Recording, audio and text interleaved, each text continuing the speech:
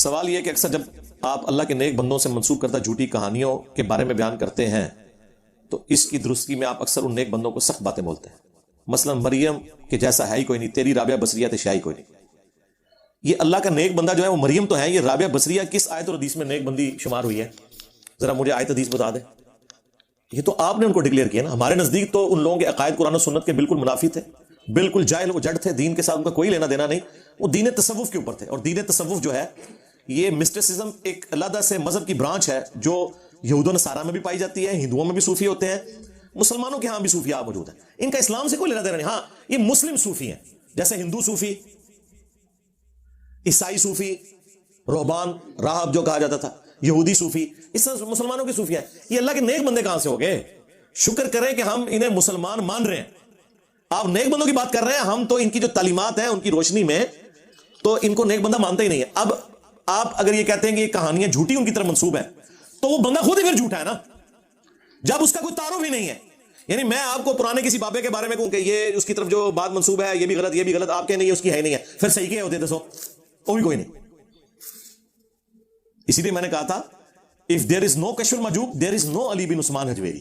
ہاں کیونکہ ان لوگوں کا تعارف یہی کتابیں ہیں اور ان کے ماننے والے ہیں. اگر آپ یہ کہیں، یہ تو اسی طریقے سے ہے کہ کوئی شخص 8 سے 1000 سال بعد کہے کہ جی غلام احمد قادیانی دجال کی طرف لوگوں نے جھوٹ منسوب کر دیا ہے، پھر آپ کیا کریں گے؟ تو بھائی جو کچھ اس کے بارے میں ملتا ہے اس کی بنیاد پہ جج کیا جائے گا نا.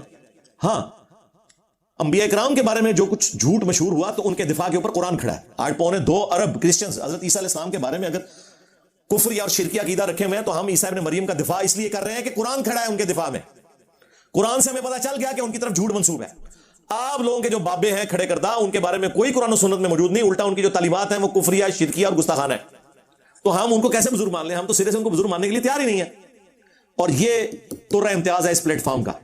یعنی اگر آپ یہ کہنا کہ سب سے بڑے 2 کارنامے جو اس پلیٹ فارم سے ہوئے ہیں نا وہ یہی ہیں کہ ہم نے آپ کو یہ بتایا ہے کہ پرانے جن بابوں کی بنیاد پہ آپ قرآن و سنت کا انکار کر رہے ہیں وہ خود فراڈ تھے. ابھی تک لوگ اہل حدیث حضرات تھوڑے سے توحید بیان کرتے تھے تو کہتے تھے نہیں وہ خود ٹھیک تھے، پیچھے والے خراب ہوئے.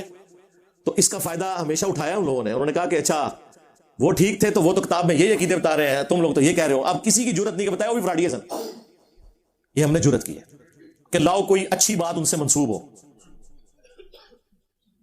کوئی ایک اچھی بات لاؤ تو وہ جو کچھ آپ لائیں گے وہ تو ہر مسلمان کے اندر. اگر آپ کہیں گے جی فلانے بابا جی کہتے ہیں اللہ ایک ہے، جی سرکار جو یہاں پہ جتنے ریڈی بان ہیں وہ بھی کہتے ہیں اللہ ایک ہے، اے کیوں نہیں ولی، او کیوں ولی پھر؟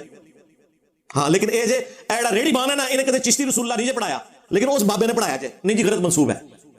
اچھا جی صحیح منسوب کیا ہے وہ دس دو. جو کتاب لے کے آئیں گے نا 99% اس میں سب گند والا لکھا ہوا ہوتا ہے. کشف المحجوب کے تو میں نے آپ کو 4-5 باتیں بتائی ہیں. واللہ کشف المحجوب، حش بہشت یا پہلے صفحے سے لے کے آخری صفحے تک جائے نا، میرا یہ دعویٰ ہے کوئی ایک صفحہ بھی ایسا نہیں جو قرآن و سنت کے خلاف نہ ہو.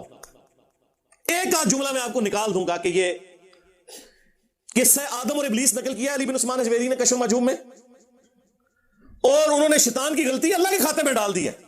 جی انہوں نے کہا کہ اللہ تعالیٰ نے حکم تو دیا شیطان کو لیکن یہ نہیں چاہا کہ یہ سجدہ کرے تاکہ میں اسے شیطان بنا دوں. لو ختم ہو گیا کام.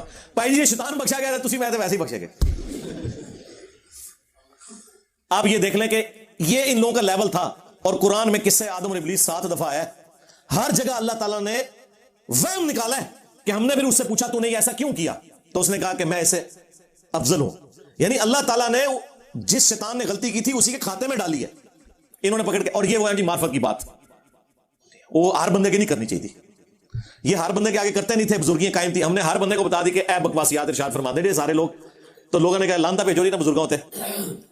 حالانکہ ہم کہتے ہیں کہ صرف علمی اختلاف کریں، لانتے بھیجنے کی کوئی ضرورت نہیں ہے.